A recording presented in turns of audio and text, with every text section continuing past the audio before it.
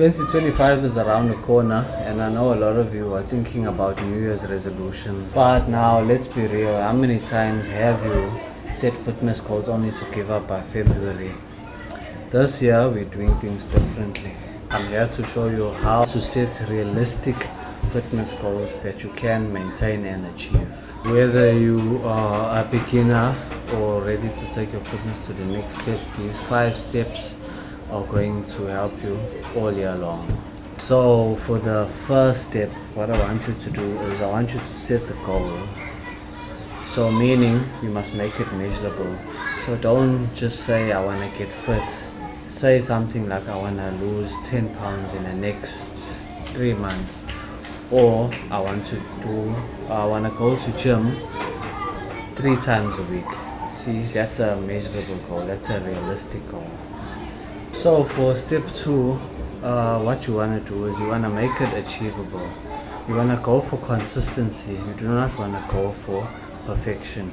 Meaning that I do not go and burn out in the gym in my first week of 2025. What you want to do is stick to a few workouts per week.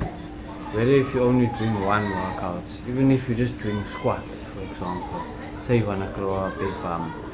You will just stick to your squats, and then in the next week you'll do something else. You'll focus on something else, because you must remember this is a journey. It's a marathon. It's not a sprint. So you don't want to burn yourself. And what's the rush? Because you're gonna be doing it for the rest of your life. So there really is no rush.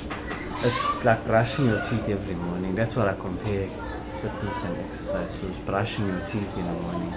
It's something that you have to do. So that's how you should view your workouts. So for step 3, what you want to do is you want to break it down, right? You want to focus on small milestones at a time, because the big goals can feel very, very overwhelming. So you want to focus on small milestones. So for example, you will say something like, I will run 1 mile by the end of January. So you're running short distances in your training throughout the rest of January. By the end of January, you'll be able to run 1 mile for your cardio. Step 4, accountability. Accountability is very, very important. So for this one, what you're going to do is you're going to have a friend. I want you to have a fitness friend that's going to hold you accountable. So on those lazy days when you don't feel like going to gym, or you don't feel like going for a run, you have a friend to hold you accountable, to say, well, get up, let's go, let's do this. So that keeps you on those off days, and it's very, very helpful. If you don't have a friend, you can use an app. You can join a fitness community, which will help you be accountable. And step 5, celebrate your progress. Remember, every step forward is progress. So you want to celebrate your progress. Remember, your efforts are not in vain. Every little bit of work that you put in is not for nothing. It all counts. Stop thinking that your efforts don't count, because your efforts do count. And so you will reward yourself at the end of the week when you've accomplished what you needed to accomplish for the week, because it all adds up. For me, setting goals this year was a game changer. So a bit of a short story about me.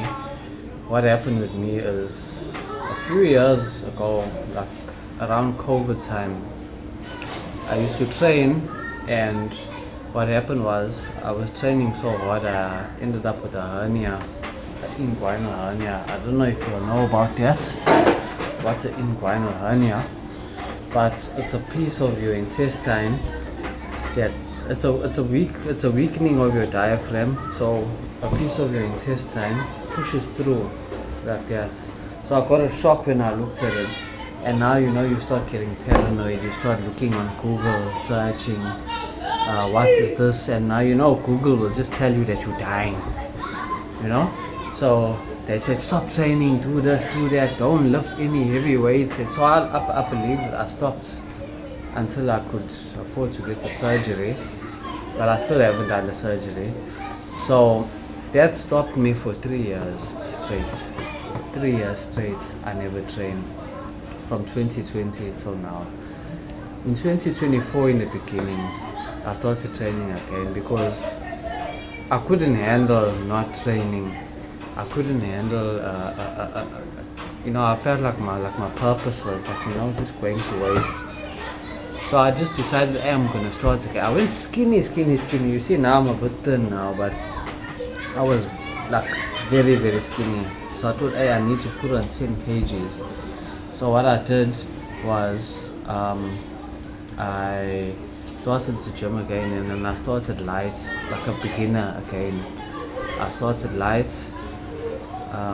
I never focused on how I used to train before. I said realistic goals. Even though I know how to train, I still train like a beginner. So I focused mainly on the stuff that I could do and the stuff that I couldn't do. So I done my research about how I'm gonna train around this hernia.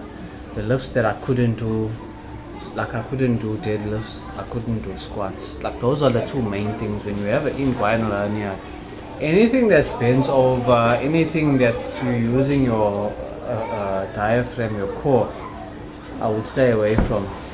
So the other muscles like the bench and bicep curls, the military press, yeah, it would give me a bit of an issue. Like I can't stand for long, and I can't stand for long. I was like, even now, like with my work, I'm going to see I'm alive, but please excuse me about the noise in the background. Just a little bit of people in the pool, and I'm watching them through the window. I can patrol, but I can't stand for long periods of time. So I would focus on just like working those muscles that I can work, and being consistent and training, and not just having a not giving up mindset, and seeing like why I should get back into the gym rather than all the excuses why I shouldn't. So that helped me, and I picked on the same amount of muscle again that I had before. I picked up 10 kgs, I was shocked. So that motivated me now. So now I'm only operating on like 20% capacity. So now imagine when I go for my surgery and I operate on 100% capacity, what that can do for me. So that's what kept me motivated in this year of 2024. You see, by breaking it down into smaller steps and staying consistent helped me push through the times when motivation dipped. So I depended on my consistency rather than motivation, because with motivation, the thing is you're not going to always feel motivated, see? So I depended on the discipline rather than the motivation. And now I just believe that now it is your time.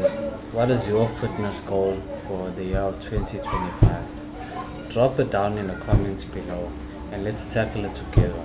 So like and subscribe for more workouts and more tips and for more motivation. Let's make 2025 a year that we're all going to remember. Thanks for watching. Have a good day.